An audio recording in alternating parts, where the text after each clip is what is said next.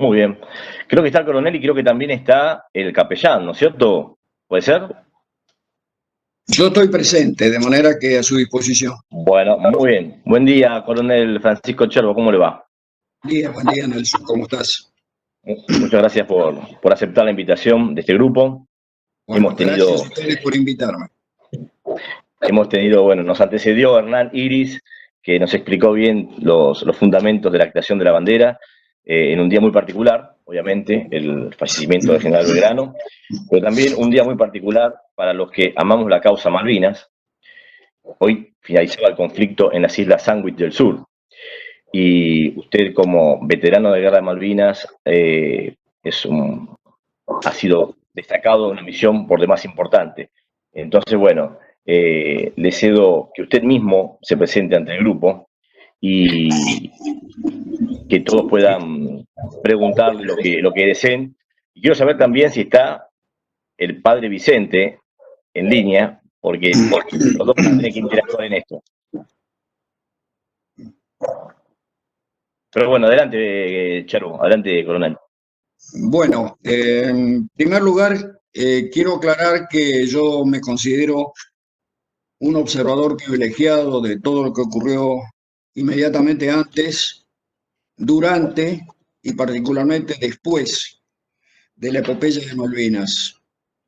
Y digo esto y haciendo referencia a una presentación que en una oportunidad se me hizo en una de las tantas conferencias o charlas que di sobre Malvinas, después de estos acontecimientos, el presentador dijo, bueno, está ante ustedes un héroe de Malvinas, una persona que fue, que combatió, etcétera, etcétera, etcétera. Bueno, yo me sorprendí un poquito y luego cuando terminó su introducción, lo primero que dije, miren señores, yo no soy un héroe de Malvinas, yo solamente soy un militar profesional que recibió la orden de ir a combatir por la patria, como en otras ocasiones también anteriores, por supuesto, y asumí la responsabilidad y lo hice de la mejor manera posible. Pero por el otro lado, yo considero que héroes son los que combatieron en la primera línea. Y yo no estuve en la primera línea porque yo era miembro del Estado Mayor. De manera que por eso, si bien soporté bombardeos, visité las posiciones, tuve que ocultarme de los bombardeos aéreos y navales y estuve a punto de morir en 3 o 4 ocasiones.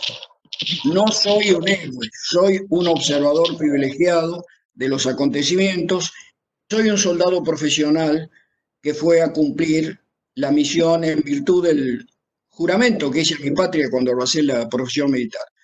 Por lo tanto, lo que yo le pueda contar, lo que yo le pueda decir ahora, tiene que ver con las cosas en las cuales yo participé, no lo que me contaron, lo que leí, lo que vi en alguna película.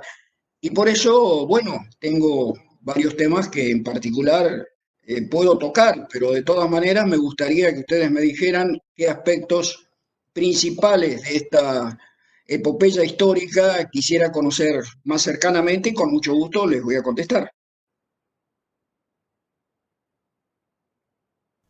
Díganme ustedes si no, déjenme libertad de acción y yo les voy contando y a medida que yo voy relatando, ustedes me van preguntando y con mucho gusto yo les contesto lo que pueda, lo que esté a mi alcance. Cómo no. A mí Perfecto. igual hay un tema que me interroga, que es, digamos, la operación, que después seguramente vamos a llegar a ese momento, la operación del último momento, de los últimos días, esta famosa ofensiva capaz de revertir la situación y finalmente el resultado de la guerra, ¿no? ¿Cómo fue ese proceso de decisión? Eso es. Yo no critico ni soy quien para criticar nada, porque no tengo esas herramientas, pero sí me interesa porque analizo eso, ¿no? Los procesos de toma de decisiones. Eso es lo que a mí más me interroga. Así que a- usted dice que fue un espectador privilegiado y yo me considero en este momento una gran espectadora privilegiada, sumamente agradecida por tenerlo acá, obviamente.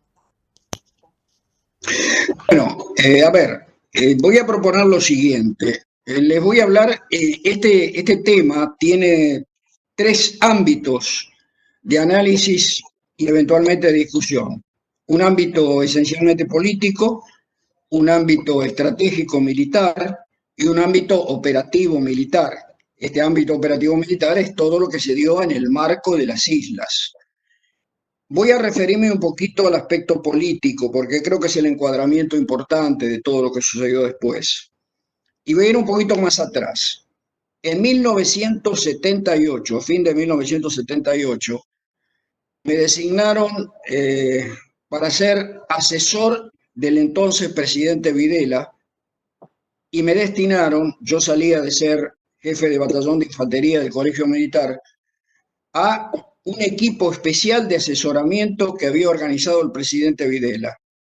¿Cuál era la misión de este equipo en base a la orientación que nos dio oportunamente el entonces presidente? Preparar y elaborar la estrategia y las condiciones para la salida política en el último trimestre de 1979. Opinaba entonces el general Videla que el proceso militar había cumplido sus objetivos, había pacificado al país, había derrotado a la subversión marxista y a los mercenarios del imperialismo ideológico y había de alguna manera ordenado la situación general. Por lo tanto, consideraba como necesario e imprescindible entregar el poder a un gobierno democrático surgido obviamente de las urnas. Bueno, empezamos a trabajar afanosamente con mis compañeros de equipo en esto, entrevistamos inclusive figuras políticas, hicimos todo un desarrollo, un plan de acción, y teníamos previsto hacer una exposición a la Junta de Comandantes, por entonces, a mediados de enero de 1979, como para, lógicamente, exponer el plan que tenía que ver con este tema. Bueno, en definitiva, no se produjo la exposición, nosotros nos preparamos, teníamos todo listo para esa exposición, con todos los argumentos y el plan de acción para el desemboque político. Pasó febrero, tampoco se concretó y finalmente nos dijo que por determinación de generales y brigadieres y almirantes, el proceso no tenía tiempos, sino tenía objetivos, y se consideraba que los objetivos no estaban cumplidos, por lo tanto no había tiempo para la salida y para la entrega democrática, que él no compartía esa determinación y que por lo tanto consideraba que su gobierno estaba próximo a finalizar porque él ya no tenía ninguna misión definida en la tarea trascendental que le habían encargado. Es decir, lo que quiero enfatizar es que en ese momento el gobierno militar de alguna manera había cumplido o no. Bueno, esto hay muchas opiniones al respecto, no voy a entrar en ellas. Con la misión que se había impuesto o que le había impuesto el pueblo, como sea. El hecho es que a partir del retiro del general Videla de la presidencia de la Nación, designan a una persona evidentemente sin muchas condiciones, como era el general Viola, sin muchas condiciones para un manejo político de una situación tan delicada, y la situación política del país y económica también comienza a deteriorarse notablemente. El general Viola ejerce como puede, dadas sus limitadas condiciones, en circunstancias tan particulares y de una creciente oposición política y social, el poder en ese momento, pero en definitiva tiene que ser destituido porque no daba más su capacidad por la Junta Militar y asume el general Galtieri. Pero ¿qué pasa? Que lo que había predicho el general Videla era evidente. Estábamos en una situación de desgaste y ya la presencia militar no tenía absolutamente ningún significado, ninguna necesidad. Entonces, toma el poder la Junta Militar designando como presidente al general Galtieri. Y como surge la necesidad de pacificar al país que estaba en una ebullición creciente, se determina como hipótesis de guerra a desarrollar en 1982 la toma o la reconquista y la afirmación de nuestros derechos sobre las Islas Malvinas. Pero de todas maneras, en la situación política general y situación hasta militar en el Atlántico Sur, nada indicaba que hubiera que tomar una resolución de esa índole en forma tan apresurada. Pero se tomó esa resolución con una motivación esencialmente de mantenimiento de la situación política y de unir al país que en ese momento estaba bastante desunido. Bueno, entonces, como consecuencia de esto, se formó un equipo de estudio de esta variante de reconquista de nuestros derechos sobre las islas, que estuvo formada por el general García, el brigadier Plessel y el contralmirante Lombardo, tres distinguidos oficiales superiores de las Fuerzas Armadas, quienes durante un mes, a partir de los primeros días de enero de 1982, estudiaron la alternativa militar para reconquistar las islas. Bueno, a mediados, hacia fines de febrero, elevaron sus conclusiones. Entre otras cosas, esas conclusiones decían que la República Argentina militarmente no estaba preparada para lanzar y sostener un conflicto en circunstancias tan particulares en un teatro de operaciones tan especial como era el Atlántico Sur, donde la estrategia naval y la estrategia aérea eran absolutamente prioritarias. Que si se fuera a llevar adelante una opción de esta naturaleza, no podía ser antes del 15 de mayo de 1982 por diversas razones. Primero, había varias armas en experimentación, armas modernas, misiles Exocet, entre otras cosas, que todavía no habían logrado la afirmación concreta en cuanto al conocimiento y empleo. El equipo de submarinos estaba en entrenamiento, pero que no respondía a algunas de las exigencias y se lo tenía que actualizar. Y fundamentalmente, el ejército había dado de baja a los soldados a fines del diciembre de 1981 y había incorporado en febrero los nuevos soldados que todavía estaban en proceso de instrucción y que se consideraba que su capacitación como para enfrentar un desafío de estas características recién podría ser efectivo a partir de más o menos el 15 de mayo. Otro detalle era el tema de las condiciones del mar. A partir de mayo, normalmente las condiciones del mar en el sur se tornan cada vez más gravosas, más difíciles, y evidentemente la operación y el mantenimiento de una flota importante, como podría deducirse que enviaría a Gran Bretaña si se ocurría una cosa de esta naturaleza, bueno, generalmente iba a ser bastante insostenible la operación.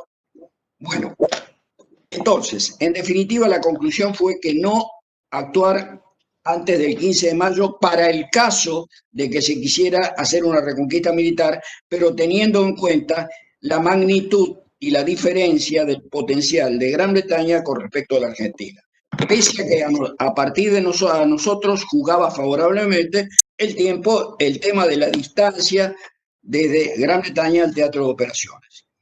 Bueno, recordemos que en el mes de marzo de 1982 hubo una serie de manifestaciones sindicales, políticas, y la situación se empezaba a configurar como muy, muy difícil.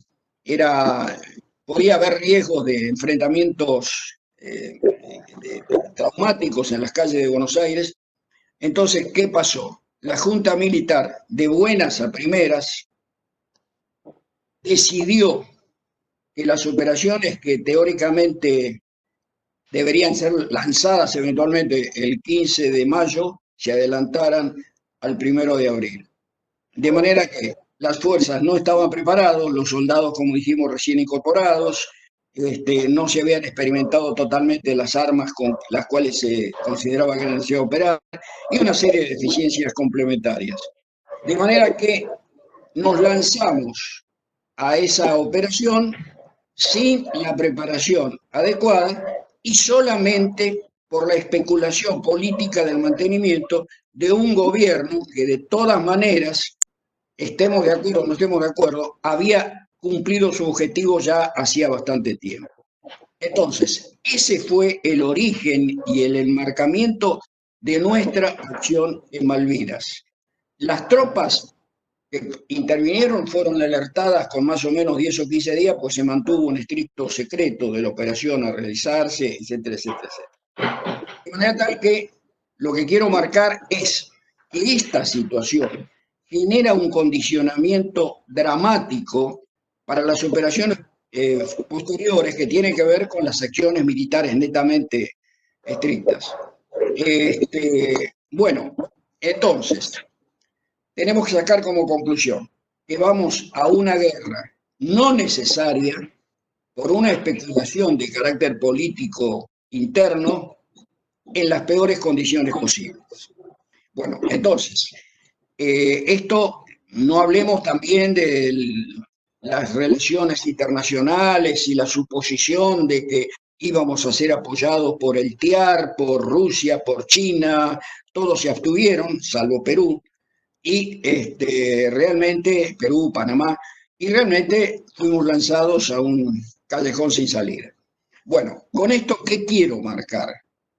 Quiero marcar la heroicidad y el mérito de quienes fueron a dar la cara, que no fueron siquiera seleccionados, porque las tropas que fueron enviadas a combatir a Malvinas eran las tropas que estaban disponibles, no las más aptas para combatir en ese teatro de operaciones. Porque las tropas teóricamente más aptas para combatir en ese territorio, en esas condiciones, eran las tropas de montaña. Particularmente yo había dejado en diciembre de 1981 ser jefe durante 2 años del regimiento de Infantería 17 en Uspallata, Mendoza, la unidad más importante de montaña, y conocía perfectamente las características. Bueno, pero esas tropas de montaña tuvieron que ser apostadas a lo largo de la cordillera porque en las alternativas de lo que podría ocurrir era evidente que podía haber una acción chilena en el sur aliada con Gran Bretaña, a la cual Chile, es obvio determinarlo, le dio apoyos importantes como para que cumpliera su operación, inteligencia, logístico, etc. Y no descartábamos la acción chilena del sur en un momento que fuera propicio para estas circunstancias. Bueno, entonces, en definitiva, ¿qué quiero marcar con esto? Que quienes fueron a combatir fueron en las peores condiciones, pero fueron a dar la cara, pelearon como pudieron con lo que tuvieron, y de ninguna manera puede ser para nosotros un demérito decir que pelearon y al final fueron derrotados. Fueron derrotados después de vender cara su capacidad, su fuerza, su heroísmo, y soldados más instruidos o menos instruidos y hombres de decisión enfrentaron a un enemigo superior desde todo punto de vista. Porque hay que tener en cuenta que en un marco de combate como el que se vivió, la superioridad aérea en el teatro de operaciones, no la superioridad aérea derivada de una opción de 5 minutos de aviones que van desde el territorio, combaten con heroicidad y éxito, etcétera, y después se vuelven, sino lo que cuenta es la superioridad aérea de tener permanentemente el cielo patrullado y cubierto por aviones del enemigo. Y por el otro lado, la parte naval, el mar, totalmente dominado por los navíos enemigos. Nosotros en Malvinas estábamos, las tropas terrestres en definitiva, estábamos totalmente condicionados. Teníamos un paraguas de defensa aérea en la zona del pueblo cercano que nos defendía aceptablemente bien de las incursiones aéreas enemigas. Pero fuera de ello estamos totalmente desguarnecidos, entonces cualquier movimiento militar que se hacía era inmediatamente atacado por las aves de presa que estaban patrullando permanentemente el cielo. Y no teníamos respuesta, y no hablemos de la superioridad naval. Durante el mes de mayo y a partir del 1 de mayo, justamente cuando empezaron las operaciones, el bombardeo naval sobre las posiciones argentinas, tanto en la playa como en la zona de las montañas que rodeaban y marcaban a Puerto Argentino, era realmente increíble. Todos los días, todo un bombardeo constante de saturación. Y en definitiva, pero bueno, todo eso obviamente se soportó, se soportó. Y bueno, tuvimos que superarlo porque no teníamos prácticamente con qué contestarlo. Nuestra artillería tenía un alcance de 10 kilómetros y los navíos se ponían a 15, 20 o 30 o 40 fuera del alcance de nuestras armas y no teníamos con qué responderle. Eh, en un momento dado, y es bueno destacarlo, a mediados del mes de mayo, a partir del ingenio de los argentinos, que siempre se hace presente en circunstancias de este tipo, se pudo trasladar por avión un equipo de lanzamiento de Exocet, 2 misiles, que había sido quitado de un navío de superficie que estaba aparcado en Puerto Belgrano, pues sabemos que la flota, cuando se produce el compromiso fue replegada porque el enemigo contaba con los submarinos nucleares que evidentemente hubieran causado un desastre enorme al hundir especialmente el bocado más preciado para ellos, que era el portaaviones. Bueno, entonces no teníamos la flota superficie, estaba en Puerto Belgrano, pero desmantelaron un equipo, lo llevaron, pero un equipo para operar en el mar, no en tierra firme. Bueno, un capitán de fragata, ingeniero militar, espectacular, un héroe realmente, pudo montar el equipo debidamente apoyado por otros técnicos argentinos y tuvimos la posibilidad en un momento dado de lanzar esos misiles. Un día determinado se lanzó uno de los misiles, no estaba mal regulado, no dio en el blanco, pero el otro que se lanzó dio de lleno en el destructor Glenmorgan y prácticamente casi lo hunde. Y esto motivó que los británicos, a partir de ese momento, y para alegría y satisfacción nuestra, aunque sea psicológica, se retiraran del bombardeo diurno y siguieran bombardeando sistemáticamente durante todas las noches en esas oportunidades. Entonces, esto realmente causó una de esas pequeñas alegrías que se tenían en ese momento en el campo de combate. Ahora, este tema y otros que también podemos agregar demuestran el enorme potencial y el gasto increíble que los británicos hicieron para poder tomar el dominio de las Malvinas.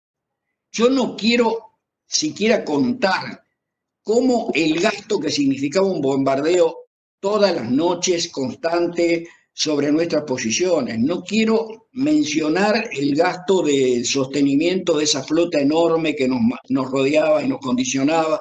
Bueno, y después en los combates terrestres el empleo de misiles de última tecnología para abatir las posiciones argentinas y una serie de cuestiones. Es decir, el gasto tremendo, material, obviamente recursos, de Gran Bretaña fue inmenso, y el nuestro era demasiado pequeño como para poder enfrentarse. Pero vuelvo a repetir, no obstante esto, nuestras tropas que tuvieron que combatir contra el clima, un clima totalmente negativo para operaciones al aire libre, sin el equipo adecuado, porque como yo referí, no se enviaron las tropas de montaña que tienen equipo adecuado para operar en circunstancias extremas de clima, inclusive con todo lo demás, se mandaron tropas preparadas para pelear en la zona de los bosques del norte del país, del noreste del país. No había mochilas. Los soldados y los oficiales debían caminar y desplazarse hacia las posiciones sobre un terreno muy difícil de tránsito fuera de las pocas rutas consolidadas, donde se hundía el Borceguí prácticamente hasta el tobillo y cada paso era un drama, con unos equipos enormes llevando a hombro con armas, alimentos, todo lo que sea, municiones, un drama. Llegar a las posiciones, cavar las posiciones sin los elementos de zapa fundamentales y técnicamente aptos para este tipo de cosas, simplemente con las palas de combate, las pequeñas palas, algunos elementos de zapa un poquito superior y hasta con platos de aluminio para poder perforar el terreno y construir las posiciones. Meterse en unas posiciones que normalmente estaban inundadas en un 20-30% casi permanentemente por la humedad del terreno, y así vivir y soportar el clima, soportar el terreno, soportar el bombardeo aéreo constante y naval, como ya he descrito, británico, y después combatir. Y combatieron, causaron bajas significativas al enemigo, dejaron en grado sumo el honor que significa defender la enseña patria, que recién estábamos tratando su historia, y bueno, y se cumplió con lo que cómo se pudo, con lo que se tuvo, y no sin mengo absoluta del honor militar. Pero quiero hacer otra aclaración. Desgraciadamente, y eso lo viví y lo vivimos todos profundamente después de los acontecimientos de Malvinas, se tomó la causa de Malvinas como un elemento de especulación política, yo digo de baja política, y de explotación comercial. Entonces empezaron las historias de que no se había combatido, o las historias de que los que habían combatido eran los pobres chicos de 18 años, solo los chicos de 18 años, las historias de que no había espíritu como para enfrentar al enemigo y cuestiones por el estilo, desnaturalizando totalmente la realidad de lo que había ocurrido y el heroísmo de los que fueron a dar la cara. Entonces, evidentemente, esta situación para mí, luego de las operaciones, cuando yo volví, fue muy traumática. Realmente tuve que pelear siendo coronel en actividad en forma pública, porque inclusive hasta mis mismos comandantes por entonces querían hacer un silencio absoluto sobre lo que había ocurrido en las islas, porque no se querían hacer responsables de la derrota, pero una derrota honrosa, no una derrota ignominiosa, una derrota honrosa, pero no se querían hacer responsables. Entonces había que tener un manto de silencio absoluto. Y yo, bueno, no cumplí la orden, di charlas, di conferencias, inclusive en el exterior, me invitaron en Brasil, estuve 2 semanas en Brasil hablando a las Fuerzas Armadas de Brasil sobre todo lo que había ocurrido en los acontecimientos de Malvinas, que en algún momento es un poquito más largo, les puedo contar algunos detalles, pero en definitiva, bueno, el balance es netamente favorable. Por eso, como yo le decía al comienzo, hay un ámbito político totalmente negativo, condicionante. Hay un ámbito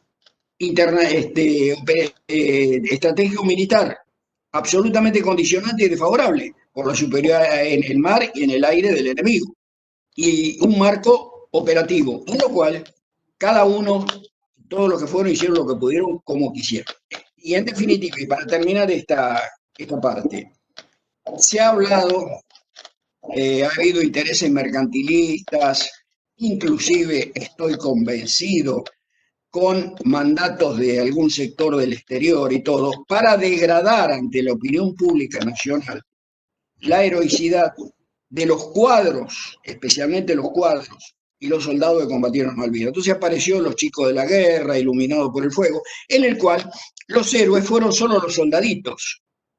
Y no tiene absolutamente ningún sentido. ¿Por qué? Porque pretender que soldados bisoños fueran a tener el desarrollo y el desempeño espectacular que tuvieron, sin la articulación, sin la conducción, sin el ejemplo de cuadros valientes, sin experiencia pero con decisión, es absolutamente imposible. Es igual como querer construir una pared poniendo los ladrillos solo uno encima de otro, sin la argamasa ni la mezcla que puede hacer que sean cohesionados y que sean firmes para superar cualquier embate. Bueno, entonces, ese tipo de situaciones fue realmente ignominioso, y bueno, quizás ahora, tarde o temprano, la verdadera historia se está abriendo camino y el pueblo argentino está reflexionando un poquito más sobre esto. Si quieren hacerme alguna pregunta con respecto a lo que yo acabo de esta larga introducción, perfecto, dígame, si no pasó a lo que Susana recién estaba pidiendo con respecto al operativo Buzón, que pudo haber cambiado el desarrollo de la guerra, pero que no ocurrió y por eso, bueno, terminó en derrota nuestra operación. Estoy atento, entonces. Sí, ahí Nelson levantó la mano. Sí, para responder a Susana la pregunta, yo quería ampliarla al factor Chile. La última semana de la guerra, ¿no es cierto? El factor Chile fue muy importante. Calculo que usted, coronel, como jefe de inteligencia de ese momento, tendría, digamos, ciertas alertas sobre esto y si es que es así, si es que las puede contar, cómo se desarrolló esa alerta entre el gobernador de las islas, el general Menéndez, y el presidente de la República, el general Galtieri. ¿Hubo alertas de posibles movimientos de Chile en la última semana? ¿Y cómo llega usted a la planificación del famoso operativo Buzón? Bueno, el tema de Chile, según mi experiencia personal, porque como dije al comienzo, solo hablo por lo que he vivido, tiene dos caracterizaciones. El 10, el 3 de abril, yo estaba haciendo el curso superior de estrategia militar porque había ascendido ese año a coronel, y bueno, fui destinado a un equipo de asesoramiento para el general Galtieri con motivo de la gestión del general Hay. Bueno, nosotros hicimos nuestro estudio, hicimos nuestras propuestas tendientes a lograr un acuerdo que permitiera que la bandera argentina permaneciera, pero que la soberanía tuviera un poco más tiempo y flexibilidad para negociarse, pero que permaneciera la presencia argentina con nuestra bandera allí.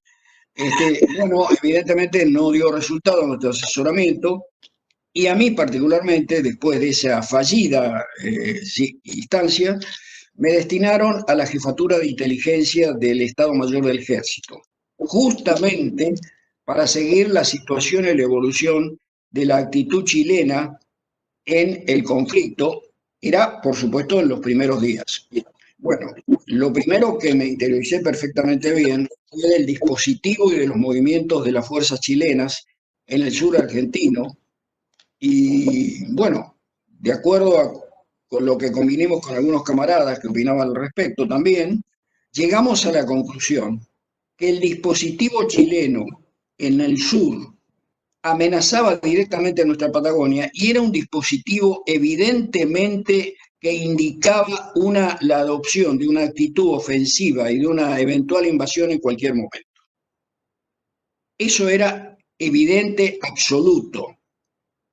Por entonces teníamos como delegado un militar de alta graduación del ejército chileno, destacado, asignado a nuestra jefatura 2, peruano, discúlpenme, me equivoqué. Entonces, estas circunstancias me motivó a tener una reunión personal con él.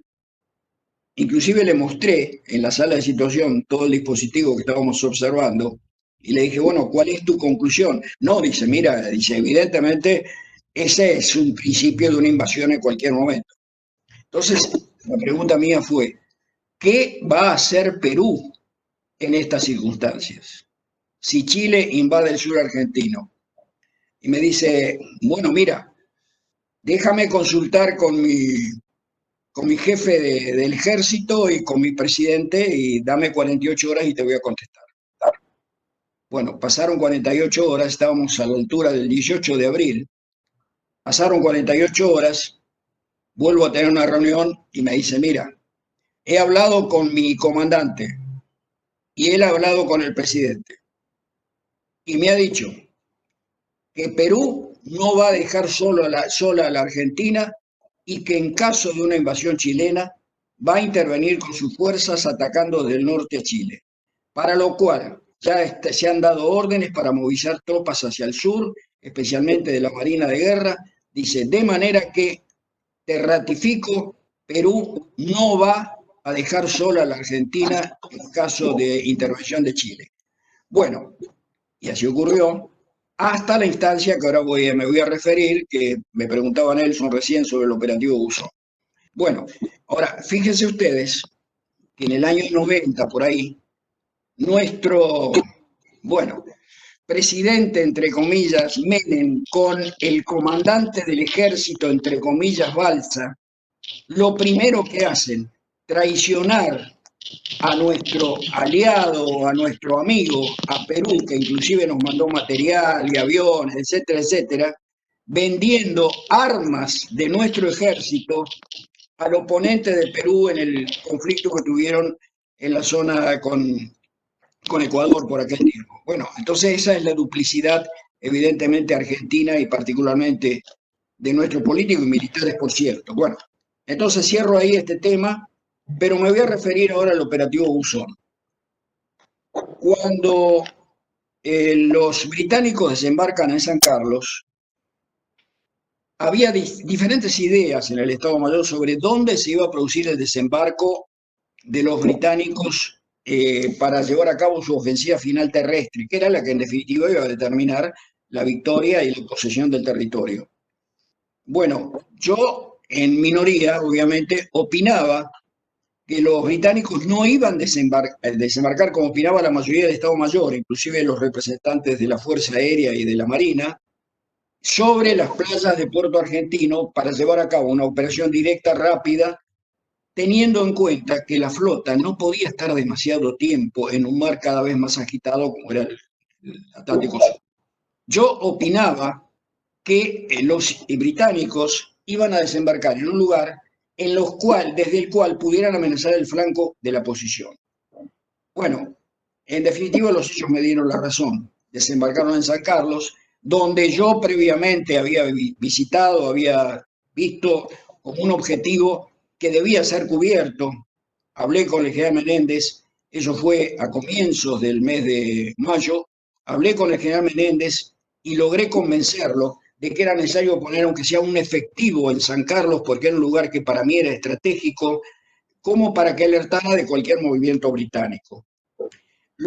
El representante de la Armada y de la Fuerza Aérea opinaban que no podía haber ninguna posibilidad de desembarco en San Carlos porque era un lugar muy estrecho y al tener los barcos que tuvieran que avanzar por ese estrecho, concentrarse, iba a ser un objetivo muy rentable para la Fuerza Aérea Argentina. Pero no obstante eso, yo opiné que era necesario cubrirlo de alguna manera. Bueno, por eso se destacó un equipo relativamente reducido con el entonces teniente primero Esteban, que en definitiva fue el que nos alertó en el desembarco inglés británico sobre lo que estaba ocurriendo y que permitió obviamente que la Fuerza Aérea contraatacara con resultados bastante pesados para la invasión inglesa. Pero no obstante se produjo. Bueno, ahora bien, la brigada paracaidista que estaba en Comodoro Rivadavia, alistada para su empleo cuando fuera necesario, en alguna circunstancia se pensó en emplearla como tropa terrestre, como tropa a pie, para reforzar la defensa del puerto argentino. Yo, con el acuerdo del general Fernández Torres, entonces comandante de la brigada, que había sido mi instructor de paracaidismo muchos años atrás, logré convencer al Estado Mayor y al general Menéndez de que no era un desgaste absolutamente fuera de lugar emplear una brigada paracaidista para una operación terrestre de defensa de unas posiciones, porque no eran su capacidad, no era su apoyo, su empleo táctico ideal. En definitiva, bueno, logré que quedara ahí. Y a partir de ahí, como yo era delegado de la brigada paracaidista, además de oficial de inteligencia en el comando, empezamos a elaborar cuáles eran las posibilidades de empleo de la brigada paracaidista y una idea fundamental era emplearla en la retaguardia eventual del avance británico una vez que ocuparan un territorio definido, una base definida, como para cortarle su vía de abastecimiento, etcétera, etcétera. Bueno, se produce San Carlos y a partir de ahí esta teoría, digamos, esta tesis de poder accionar de esa forma, empieza a cobrar vigencia. Entonces empezamos a cambiar ideas sobre la forma de cómo hacer el lanzamiento, logramos obtener información, etcétera, etcétera. Lo que ocurría era que en la base de San Carlos habían 3 regimientos que habían dejado los británicos, independiente de la base de las tropas que se proyectaban a través de Goose Green, etcétera, sobre Puerto Argentino, sobre las defensas de Puerto Argentino. Y ese 3 unidades era un efectivo muy potente como para poder enfrentarlo con el empleo de una brigada que era relativamente reducida en comparación con esos efectivos. Bueno, entonces estábamos como teniendo pendiente ese tema. El día 7 de junio se produce el desembarco inglés en Bahía Agradable, con un desastre para ellos. Fue alertada la Fuerza Aérea, se produjo un ataque que fue muy dramático para ellos, perdieron mucha gente. Y en esas operaciones emplearon 2 de las 3 fuerzas que estaban resguardando Puerto Argentino. Quiere decir, en todo caso, que quedaba para la defensa de Puerto Argentino, de San Carlos, una unidad. Entonces estábamos en perfectas condiciones con nuestros efectivos de la brigada de atacar y tener condiciones de éxito. Bueno, fuimos y en un momento decisorio, más o menos por el 9 de junio, 10 de junio, el general Menéndez me llama y me dice, mire, Cherbo, dice, acá ya tenemos la batalla decisiva y no consigo del continente las, digamos, concreciones de todos los apoyos que nos puede dar, dice, y es el momento fundamental de que hay que emplear todo lo que tengamos. Le digo, bueno, mi general, tenemos el tema de la brigada, le digo, la brigada en este momento, teniendo en cuenta el empleo de esas 2 fuerzas sobre Bahía Agradable, puede ser favorable lanzar y en ese caso, si logramos conquistar la base de San Carlos, podríamos dar un golpe decisivo al curso de la batalla. Sí, perfecto, bueno. Habló con el general Galtieri, porque el general García no daba señales claras de cuál era su intención con respecto a esto, y convino con el general Galtieri mandar sus 3 hombres de su Estado Mayor, el entonces jefe de Estado Mayor, general Daer, el coronel Cáceres, que era el jefe de operaciones, y yo, como para exponer ante el comando de Comodoro Rivadavia, y si era necesario ante el propio general Galtieri, la situación real al momento de las tropas, además hablar del operativo Buzón y ver la posibilidad de concretarlo, y, y llevar adelante, bueno, todas las operaciones posibles para hacer el máximo esfuerzo en virtud de la batalla final. Bueno, fuimos el día 9 de junio, salimos en un avión de la Armada que había llegado, pese a todo, que los británicos creían que el aeropuerto estaba cerrado, la heroicidad de nuestros pilotos magnífica. Bueno, no tenemos por qué hablar de todo lo que se ha dicho, ensalzarlo normalmente.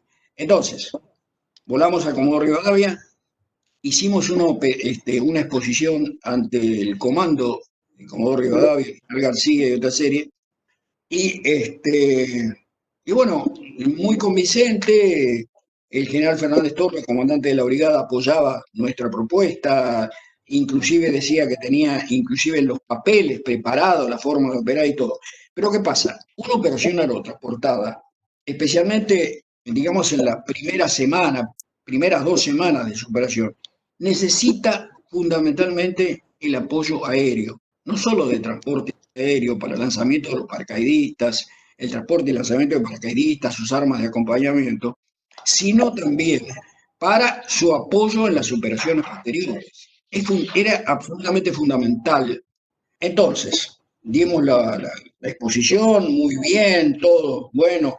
El general García nos felicitó por la planificación, por el detalle, pero el representante de la Fuerza Aérea nos dijo en ese momento, que la Fuerza Aérea en ese momento estaba al límite de su capacidad operativa, que cualquier operación de esa índole que requería un apoyo sistemático y continuo a través de 2 semanas estaba fuera del alcance de las capacidades de la Fuerza Aérea.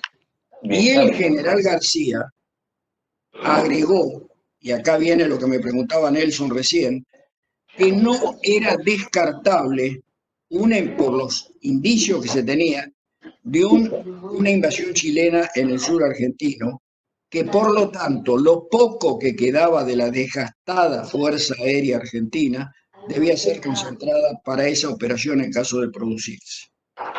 Bueno, entonces el general Daer propuso que fuéramos a hablar, y dice el general García, bueno, el único que puede tomar una determinación con respecto a esto para ver si esta operación es factible es el general Galtieri. Bueno, viajamos a la capital federal, nos entrevistamos en la Casa de Gobierno con el general Galtieri, escuchó atentamente toda nuestra exposición, nos dijo que, bueno, le hablamos también del estado de la gente, de las posiciones, del desgaste, le dijimos que no era una batalla que eran 3, 4 días de combate, sino una batalla de 60 días contra el clima, contra el suelo, contra el terreno, contra el enemigo que dominaba en el aire, y después, bueno, la batalla final de la infantería. Bueno, en definitiva, escuchó atentamente, nos preguntó varias cosas sobre el tema del operativo Buzón, que yo lo escuché, y dice, bueno, miren, déjenme una hora para pensar.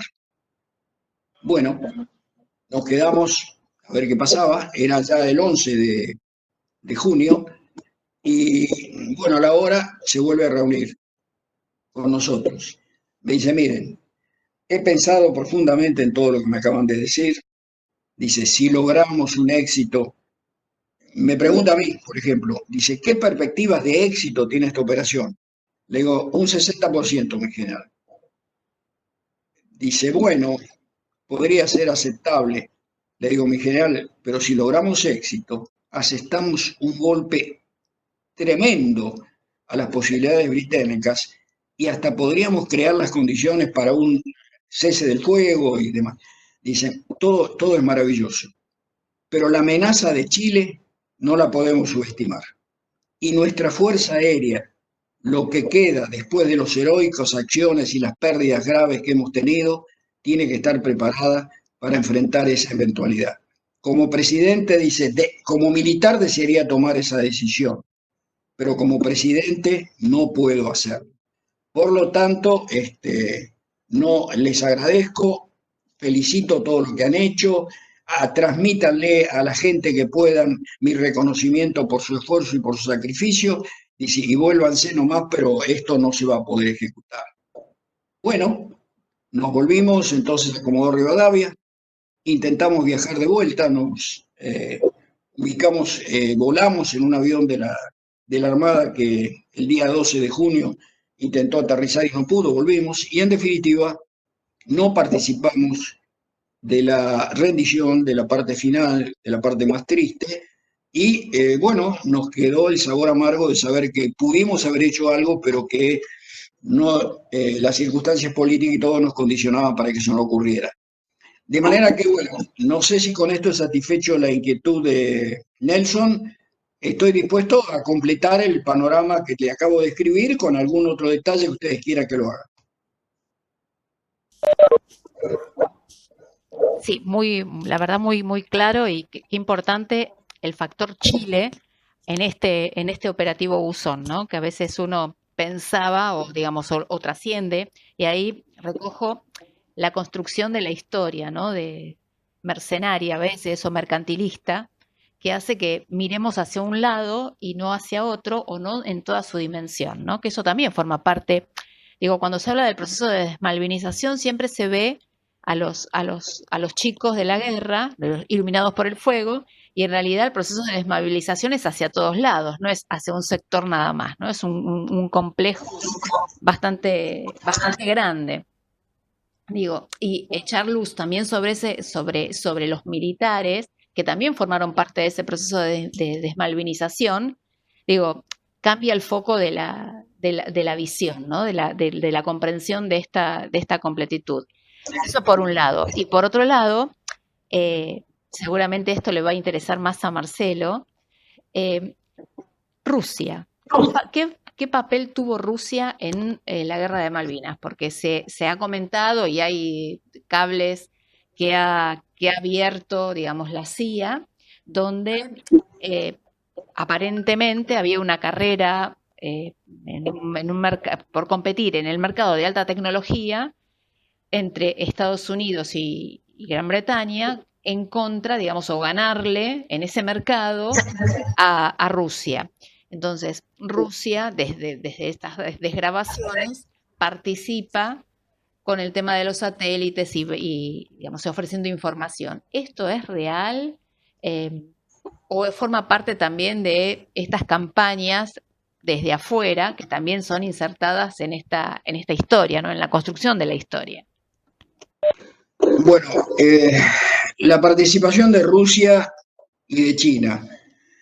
Había una apreciación desde el punto de vista político que tenía nuestro canciller por entonces, el señor Costa Méndez, que China y Rusia se iban a oponer e iban a vetar cualquier resolución de Naciones Unidas que resultara atentatoria contra los derechos argentinos y la acción que había llevado la República Argentina. Y eso era una de las razones por las cuales el gobierno argentino había actuado y se movía con bastante relativa firmeza todo este tipo de cosas, porque esperaban, repito, que China y Rusia fueran a actuar vetando aunque sea cualquier resolución. Eso obviamente no ocurrió.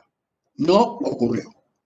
Por el otro lado, en lo que respecta al apoyo de Rusia para nuestras operaciones y demás, no lo puedo aseverar, pero tengo entendido que se hacía llegar información a nuestras fuerzas, especialmente la Fuerza Aérea, con estudios satelitales sobre el movimiento de la flota, sobre el desprendimiento de barcos, sobre el movimiento, pero no mucho más allá de eso. No mucho más allá de eso.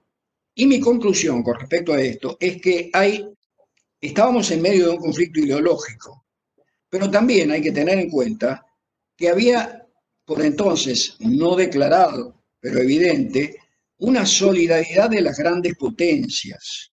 Es decir, a Argentina, que formaba parte del ámbito de dominio de los Estados Unidos, había hecho un acto, digamos, contra los intereses de la potencia líder en ese sentido, secundada obviamente por Gran Bretaña, y entonces, si Rusia apoyaba un acto de enfrentamiento de una potencia de segundo o tercer orden contra un líder estratégico, esto daría lugar a que en su ámbito de dominio ideológico y político y demás hubiera algún elemento, alguna potencia que también pudiera encontrar el ejemplo para actuar y insubordinarse al dominio soviético. De manera que esa solidaridad no expresada pero evidente de grandes potencias tuvo su aplicación en este momento. En definitiva,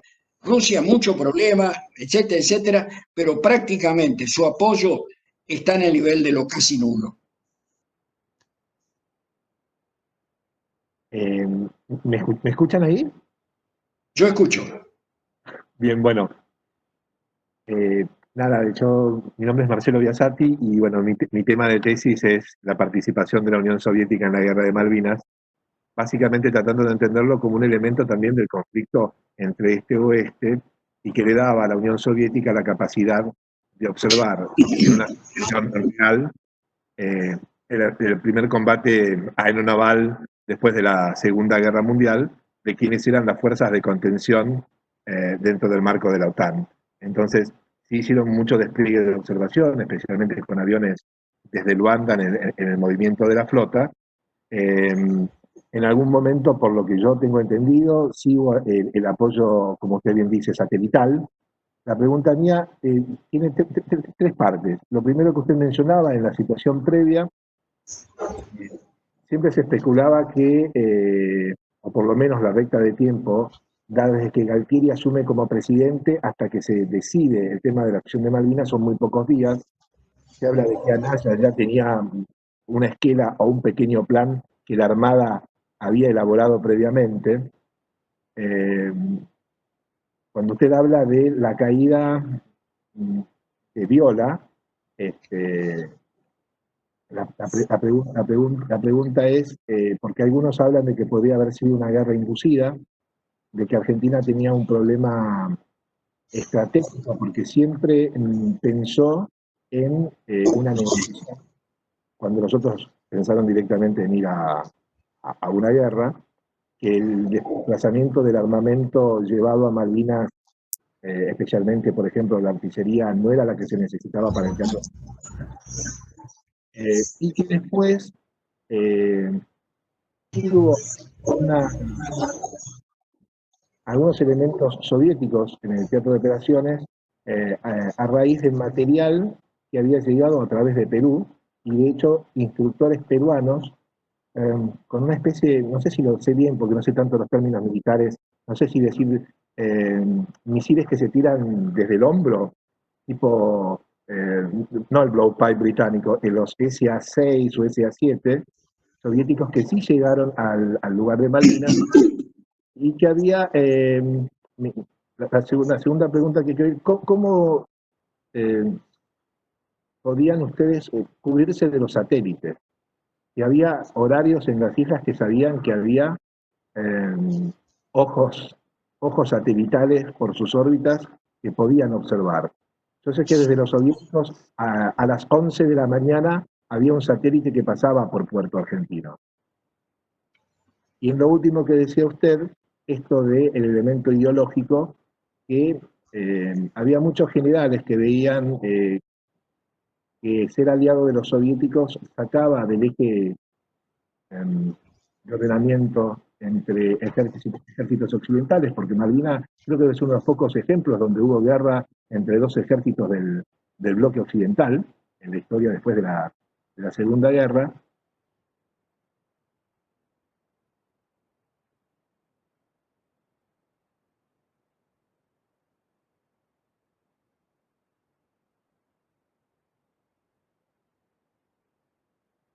Dice, en el cual ya se pensaba que la guerra estaba acabada.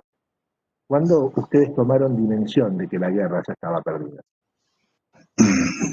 Bueno, volviendo al tema de la Unión Soviética, no Rusia, obviamente, en ese momento todavía Unión Soviética, a mí por lo menos no me consta de que haya habido un apoyo sustancial, importante, ni de armamento, sí en alguna manera de información, pero que no era obviamente determinante, y menos en el plano político a la acción argentina. A mí no me consta, no quiere decir que no haya ocurrido, pero yo en mi nivel no lo percibí nunca. Bueno, con respecto al tema de la acción de Galtieri y compañía,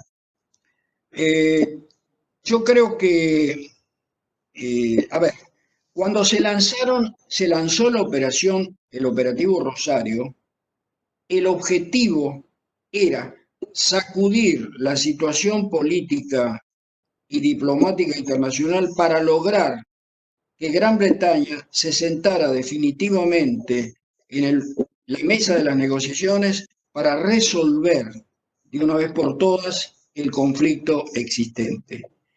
Pero se lanzó la operación no para lanzar una guerra, sino para abrir un conflicto que se pensaba que podía ser controlado y que podía no degenerar en una guerra, porque obviamente se era consciente, los mandos militares obviamente no lo podían prescindir de saber esto, que estamos en inferioridad notoria de condiciones para una guerra de esta naturaleza.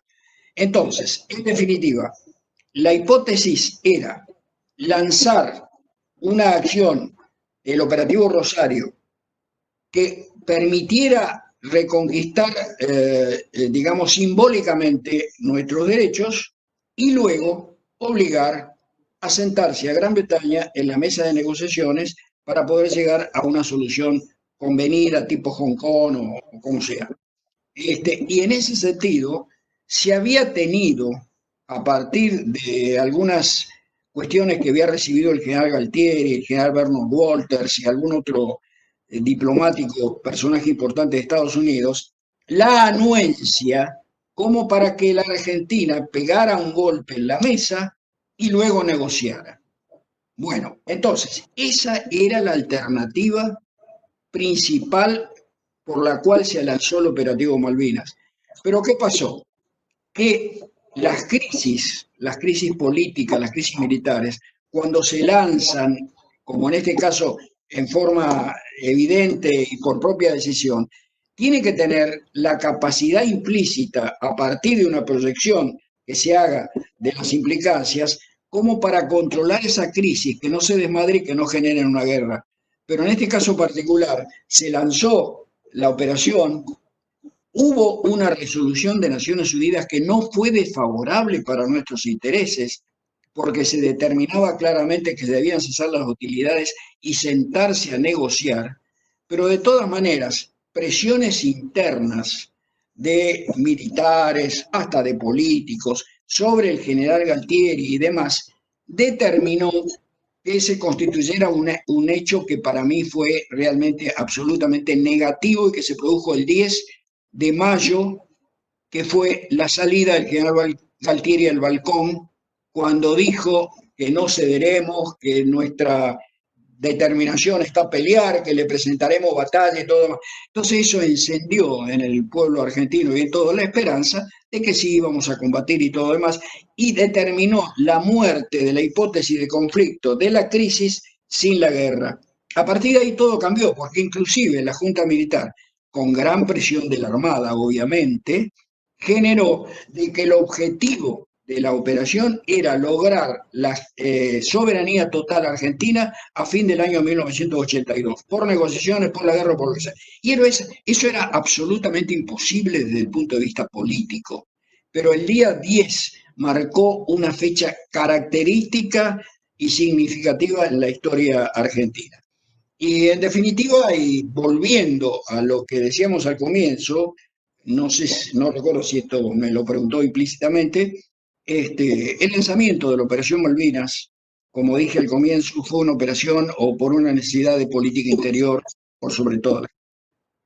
No sé si quedó satisfecho su pregunta o si hay algo que quiere que le profundice. No, me parece interesante obviamente su punto de vista. Lo otro que le preguntaba, qué importante esto que marca, porque lo primero, no sé si en términos militar o estratégico era una acción de diversión, ¿no? Una pequeña acción militar acompañada de un gran rebote diplomático y mediático. La pregunta es, ¿en qué fecha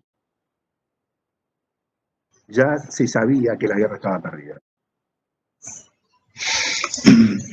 Bueno, como usted dice, comienza la guerra el día 10 de mayo, lo demás fue una acción de diversión, y la pregunta es, antes del 14 de junio, ya cuando, como diría en latín, ale acta es, la suerte ya estaba echada.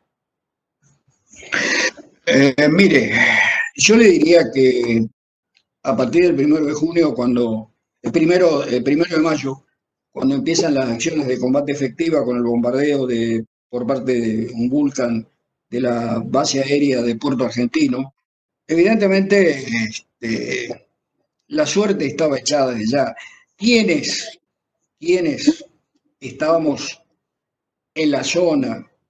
Conocíamos nuestras limitaciones logísticas, operativas y demás, y sabíamos la capacidad, especialmente yo como oficial de inteligencia tenía que penetrar ese tipo de problemas de nuestros enemigos, implícitamente sabía que nuestra tarea era resistir lo más que pudiéramos para lograr las condiciones de un eventual alto en fuego para la negociación.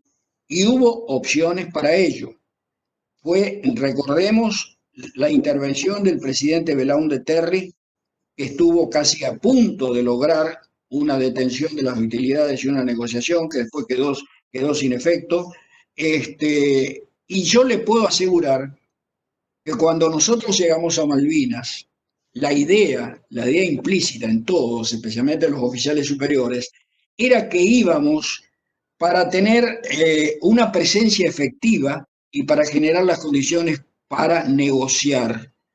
Luego, cuando se produce el ataque inglés ya definitivo, después de la determinación de la zona de exclusión, que eso nos limitó sustancialmente la parte logística a partir del 20 de mayo, a partir del 20 de abril, pero el 1 de mayo ya se desatan las hostilidades, después viene el hundimiento del Sheffield, del 9 de julio, de nuestro crucero, en fin, entonces, evidentemente, la idea que circulaba y que inclusive venía hasta del Estado Mayor de las Fuerzas Armadas, era lo que se llamaba el duelo a primera sangre. Los británicos habían montado una extraordinaria flota impresionante para tratar de reconquistar, pero tampoco querían correr el riesgo de una lucha muy prolongada, de final incierto para ellos por las limitaciones que lo ponía la permanencia en el mar y todo lo demás. Entonces, iba a haber un primer combate, un primer encuentro para salvar el honor de ambos contendientes y luego inmediatamente un parate por algún organismo internacional o alguien y una negociación. Y eso estaba en el ánimo de alguna manera, de los combatientes de Malvinas, de que había que resistir como para dar las posibilidades para negociar. Obviamente eso no ocurrió y se llegó a las instancias finales y a la derrota, pero implícitamente eso estaba ocurriendo. En definitiva, ¿cuál es la conciencia que se tenía? Y bueno, la conciencia que se tenía es que estábamos en una desventaja notoria, que estábamos absolutamente limitados, pero que teníamos que pelear. Y había que pelear. Y había que pelear hasta las últimas instancias. Y había que resistir al máximo.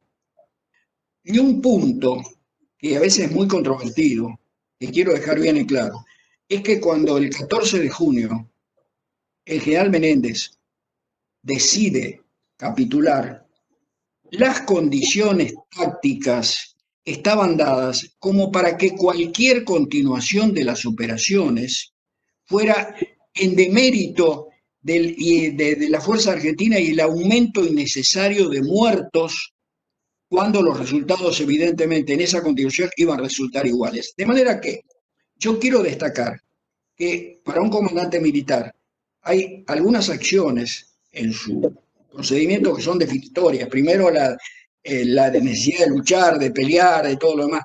Pero después, tener el criterio de saber hasta cuándo podemos pelear.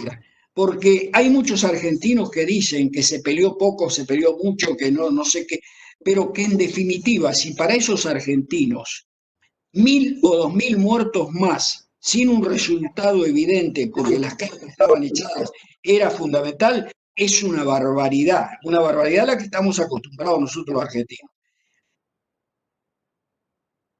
La historia de la Segunda Guerra Mundial, en la ofensiva nipona contra las fuerzas británicas que estaban acantonadas en Hong Kong, Singapur y todo, muestran que guarniciones impresionantes británicas con enorme poder de fuego y todo lo demás, cuando perdieron el dominio del mar y del aire, no dudaron sus generales de rendirse. Inclusive hay en las operaciones de Hong Kong en Singapur, 100.000 hombres de la Fuerza Armada Británica se rindieron con todo su parque y todos sus elementos cuando estaban totalmente rodeados y no tenían posibilidad de resistir.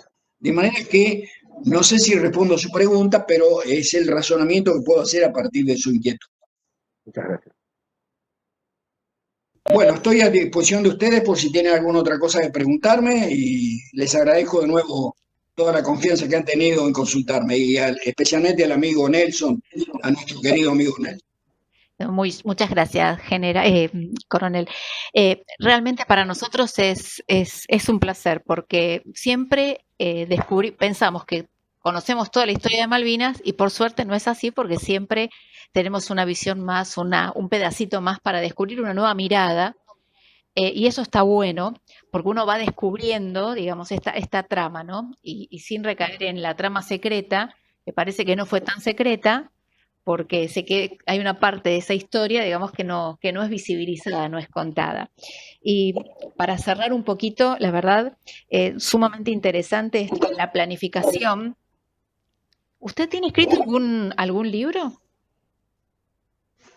Sí, yo, como referí al comienzo, cometí el error, entre comillas, de ser quizás el único oficial superior del ejército que había intervenido en las operaciones, que después de los momentos siguientes, defendió y trató de esclarecer con la absoluta verdad, sin disimular los errores y sin manifestando las heroicidades ocurridas, la gesta de Malvinas. Pero estaba, digamos, como nadando contra la corriente, porque la opinión pública y la opinión publicada era contraria a mis acciones y obviamente mis mandos del ejército que me reconvenían en cualquier oportunidad, que yo me movía con mucha libertad y todo lo demás. En particular, el 9 de julio de 1983, un señor Iglesias Rouco en el diario La Nación, de la Prensa, publicó un artículo en primera plana y decía que a él le llamaba la atención el silencio de las Fuerzas Armadas, especialmente del Ejército, por la acción en la cual se criticaba la actuación del ejército, al cual se le adjudicaban todas las culpas por la derrota, pero que le llamaba la atención que un oficial superior, y ponía entre comillas, en actividad, estaba dando conferencias y escribía sobre todos aquellos aspectos que demostraban la verdad de los hechos y que se habían peleado con la heroicidad. Y que él le llamaba la atención que no existiera ninguna reconvención por parte de los mandos superiores y el mencionado oficial.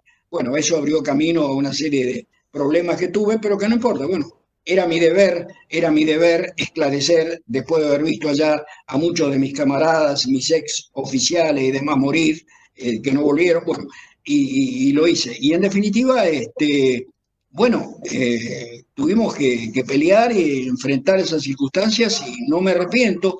Eso, como yo digo, a veces dejé jalones de mi futuro profesional en esta situación, en esta actitud, pero no me preocupa, porque tengo la conciencia tranquila y cumplí el mandato que sentía de defender la verdadera historia argentina ante cualquier otra circunstancia, sean de carácter político, sean de carácter crematístico o sean de carácter profesional. Y bueno, ahí estuvimos.